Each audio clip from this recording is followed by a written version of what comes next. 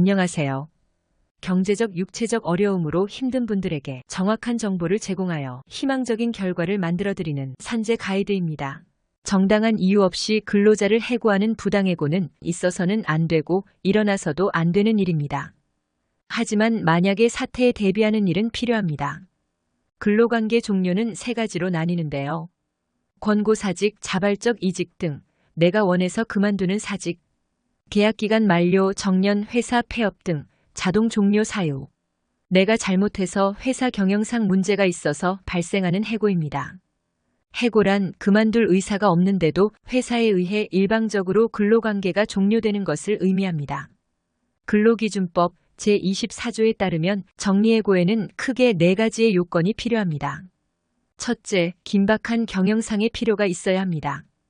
둘째, 해고를 피하기 위한 노력을 다해야 합니다. 셋째, 합리적이고 공정한 기준에 따라 대상자를 선정해야 합니다. 넷째, 해고를 피하기 위한 방법과 해고의 기준 등을 근로자의 과반수로 조직된 노동조합 또는 근로자 대표에게 해고 실시일 50일 전까지 통보하고 성실하게 협의해야 합니다. 아무리 기업의 경영이 어려워졌어도 긴박한 경영상의 필요와 해고 회피 노력에 대해서 충분히 입증하지 못했거나 근로자와 성실하게 협의에 임하지 않았다면 부당해고에 해당할 수 있습니다. 일시적으로 기업이 힘든 정도로는 근로자를 해고시킬 수 없다는 겁니다. 기업의 해고, 회피 노력으로는 시간의 근로 중단, 일자리 나누기, 일시휴직, 희망퇴직 등이 있습니다. 해고가 부당해고인지 아니면 정당한 해고인지 따질 때 중요한 요건이 하나 더 있습니다. 바로 해고 통보 방법인데요.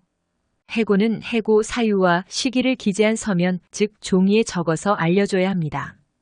구두로 통보하거나 카톡, 문자 등으로 통보해서도 안 됩니다. 그럼 이메일로 통보하는 건 어떨까요? 대법원은 2015년 판결에서 해고 의사를 명확하게 확인할 수 있고 이메일에 해고 사유와 해고 시기에 대한 내용이 구체적으로 기재된다면 서면에 의한 해고 통지로서 유효하다고 봤습니다.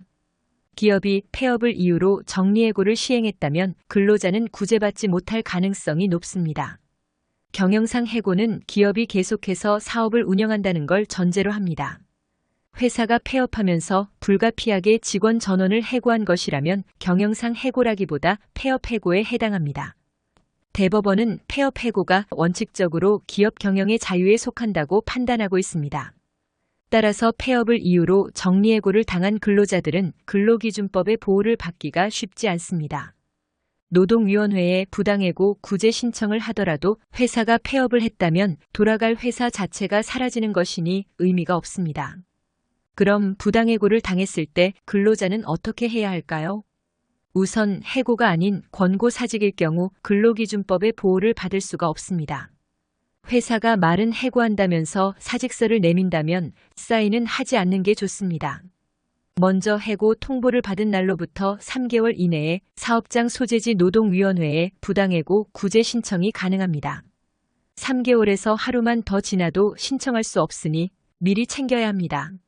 노동위원회는 부당해고 구제 신청에 대한 전문적인 판정을 내리는 행정기관으로 부당한 대우를 받은 근로자들은 이곳으로 구제 신청을 하면 됩니다.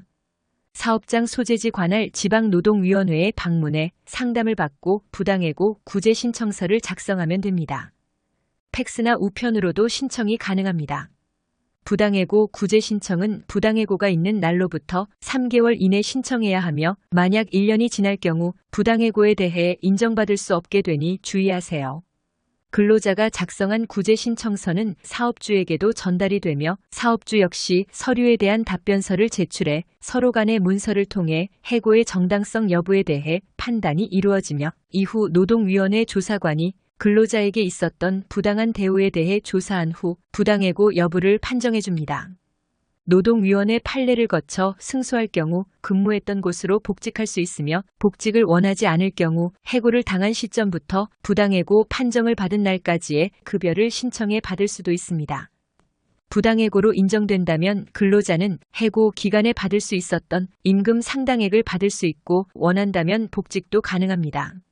월 평균 임금이 250만 원 미만인 근로자는 무료로 국선 노무사 또는 국선 변호사를 선임할 수 있습니다. 노동위원회에 부당해고 구제 신청을 접수할 때 국선 신청을 같이 진행하면 됩니다. 또 기업은 해고하기 30일 전에 미리 해고 예고 통보를 해야 합니다. 30일 전에 예고하지 않았을 때는 해고 수당이라는 이름으로 30일분에 해당하는 통상 임금을 근로자에게 지급해야 합니다. 5인 미만 기업의 근로자라면 어떨까요? 부당해고 구제 신청은 할 수 없지만 해고 수당은 받을 수 있으니 챙겨서 받도록 하세요. 산재 가이드는 법률적으로 문제가 될 수 있는 부분에 관해 상세히 설명을 드리고 해결책을 제시하는 길잡이를 해드립니다. 항상 노력하는 자세로 의뢰인의 이익을 최우선하는 모습을 보여드리겠습니다. 그 밖에 더 많은 정보는 네이버 산재 가이드 카페로 오시면 확인하실 수 있습니다. 내용이 마음에 드셨다면 구독과 좋아요, 알림 설정 부탁드립니다. 더 좋은 내용으로 찾아오겠습니다. 감사합니다.